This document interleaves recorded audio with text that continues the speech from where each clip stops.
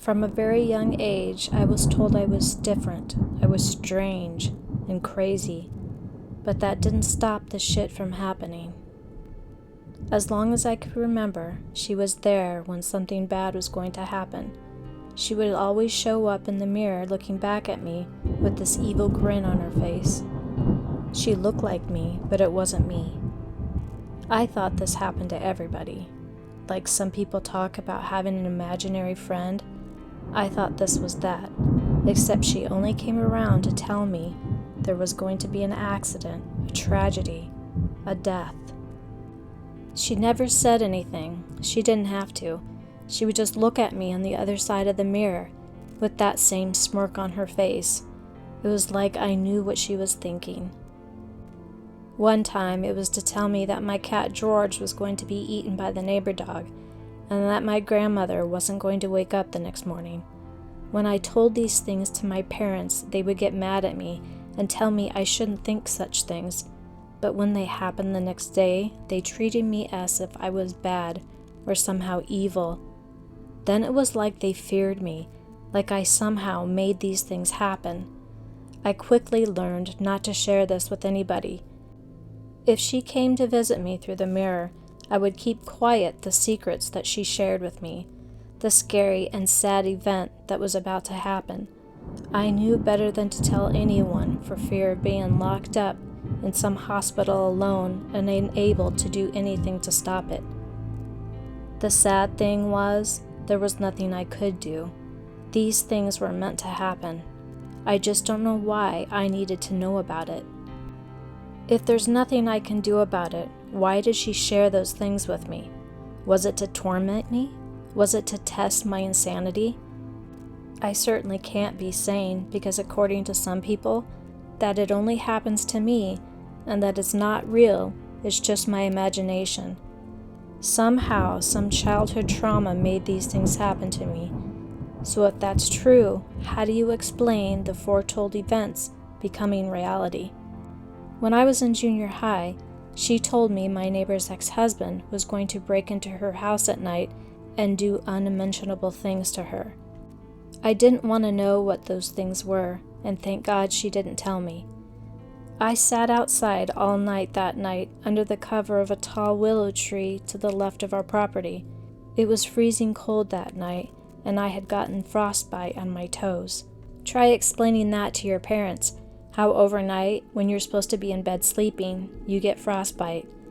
Well, I stayed outside that night, waiting and watching till I couldn't wait and watch anymore. I had to go inside. The next morning, I wake up to a dozen police cars in her driveway and the coroner's van. I didn't have to ask what happened. I already knew. It wasn't until one summer night on my brother's birthday that I knew I had absolutely no power and that I was stuck dealing with this for the rest of my life. She told me he was going to be killed in a head-on collision because he was driving under the influence. I begged, in fact, I insisted on going out with him that night. If I couldn't stop the accident from happening, I was willing to die with him. Every bar we stopped at, I begged him to stop drinking. I tried to take his keys and told him I would be the designated driver. He just got mad at me and threatened to take me back home, telling me I was ruining his birthday and that I was such a killjoy. So as I went to the bathroom, his friends quickly talked him into leaving me behind so they could enjoy the rest of the night. He went along with it, and when I came out of the bathroom, they were nowhere to be found. I tried calling my parents, but they were asleep and didn't answer their phone. I called my brother at least 100 times with no answer. I had one of my friends pick me up and we drove everywhere looking for him at all the local bars, but we couldn't find him. On our way back to my house, we saw the red lights flashing down a road that led to the interstate. I knew immediately that that was him and that something bad had happened. That something was what she told me would happen. I screamed and told my friend to go and drive to where the police were. And there it was, the wreck, the one that took my brother's life, the one I so tried hard to stop.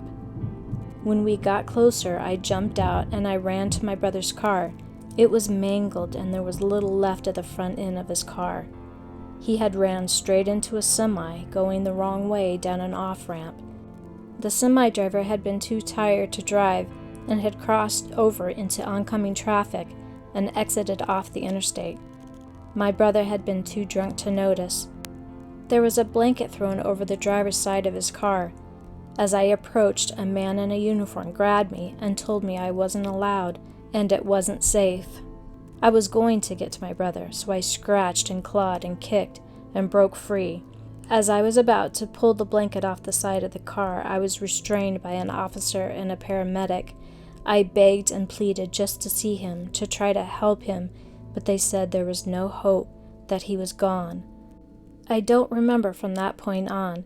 I just remember waking up in the hospital on the psych ward. It's been years since that night. The anniversary of his death and his birthday is today, and I usually spend those days at the cemetery sitting by his gravestone, apologizing that I couldn't do more to stop what had happened. Today I saw her again. I took all the mirrors out of the house.